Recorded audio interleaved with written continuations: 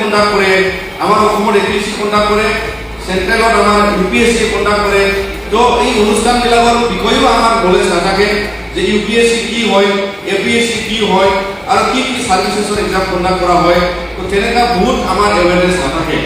লগতে আমি যদি IAS হ'ব কাৰণে বা ACS হ'ব কাৰণে কোনোবা যদি চিন্তা কৰে, কোনোবা মাইণ্ডত যদি আজি ষ্ট্ৰাইক হয় বা কোনোবা যদি এম লয়, তাৰ কাৰণে প্ৰিপাৰেশ্যনত কি কি কেনেকা উপযুক্তভাৱে আমি ৰিসোৰ্সবিলাক কালেক্ট কৰিব লাগে, প্ৰিপাৰেশ্যনত যাব লাগে। তো এইবিলাক আমাৰ কিছুমান আইডিয়া নাথাকে। তো বিনি थाखायनो जोङो जोंनि गासै যে এৱেৰনেছनि थाखाय মেইন এৱেৰনেছৰ কাৰণে এটা মেইন উদ্দেশ্য আমাৰ ওৰিয়েন্টেশ্যন, যে আমাৰ নৱ প্ৰজন্মই সাজু হওক যে ওৰিয়েন্টেশ্যন হোৱাৰ পাছত যে প্ৰিপাৰেশ্যন চিভিল সাৰ্ভিচেছৰ কেনেধৰণে হয় আৰু কি কি প্ৰয়োজন হয়। তো এইবিলাকৰ কাৰণে আমি এই প্ৰগ্ৰামটো আয়োজন কৰিছোঁ।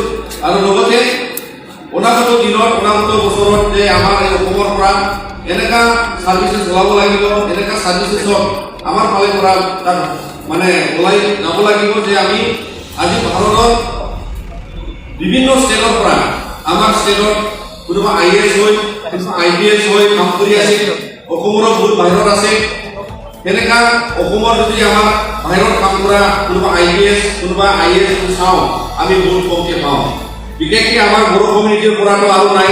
আমাৰ বড়ো কমিউনিটিৰ আমাৰ বহুতখিনি লিমিটেড নাম্বাৰ অফ IAS আছে আৰু বহুতখিনি লিমিটেড নাম্বাৰ অফ তাৰ মাজতে IPS টো বহুত কম আছে।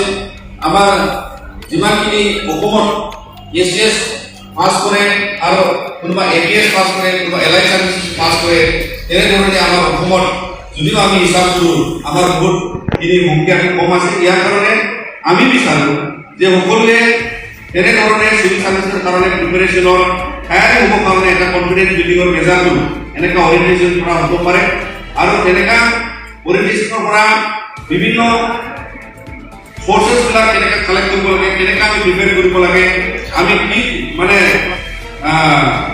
কিমানখিনি সময়লৈকে আমাৰ প্ৰিপেৰেশ্যনৰ প্ৰয়োজন হয় বা নিজৰ কনফিডেন্স লেভেলটো কেনেকৈ আমি বঢ়াই ল'ব পাৰে, সেইটো কাৰণে আজি অৰিয়েন্টেশ্যন আমি ডিব্ৰুগড় ছাত্ৰ নাই কণ্ডাক্ট কৰিছোঁ। তো এই মই কিছু কথা আপোনালোকৰ ওচৰত ব্যাখ্যা কৰিলোঁ যে আমাৰ উদ্দেশ্য UPSC চিভিল সাৰ্ভিচেছৰ যিকোনো এক্সামৰ অৰিয়েন্টেশ্যন লোৱাৰ উদ্দেশ্য এইখিনিয়ে। আৰু আজি এই অনুষ্ঠানত অলপ আগত আমাৰ চিনাকি দিয়া আমাৰ ডিব্ৰুগড় ছাত্ৰ সন্থাৰ সাধাৰণ সম্পাদক অনিন্দ্ৰ বসুমতাৰী ডাঙৰীয়াক মই চিনাকি দিবৰ কাৰণে অনুৰোধ কৰিছোঁ। बे समाव जोङो जोंनि हाबाफारिखौ जागायलांसिगोन। इतिमধ্যে আমি আমাৰ যেহেতু অলৰেডি গেস্ট স্পিকাৰ আহিছে আৰু আমি মেডামক ইয়াত অহাৰ কাৰণে বহুত বহুত প্ৰথমতে মই ধন্যবাদ যাচিছোঁ, কিয়নো আমি আমাৰ ইউথৰ কাৰণে এনেকুৱা এটা মানে এক্সিষ্টিং অফিচাৰ্ছ, সাৰ্ভিং অফিচাৰ্ছ আৰু চিভিল সাৰ্ভেণ্টছ যিমানখিনি আমি মাতিছোঁ, বিভিন্ন অফিচাৰক আমি মাতিলোঁ। তো ইয়াৰ শ্ৰমিকবোৰক আপোনাক আমি পালোঁ। তো ইয়াৰ কাৰণে আমি সেইখিনি আমাৰ উদ্দেশ্য মই ব্যাখ্যা কৰিলোঁ। And we will soon start this program, and therefore without much delay I would like to request Kavita Fanshu ma'am to take her time and share about her experience and also enlighten the students about preparing for civil services.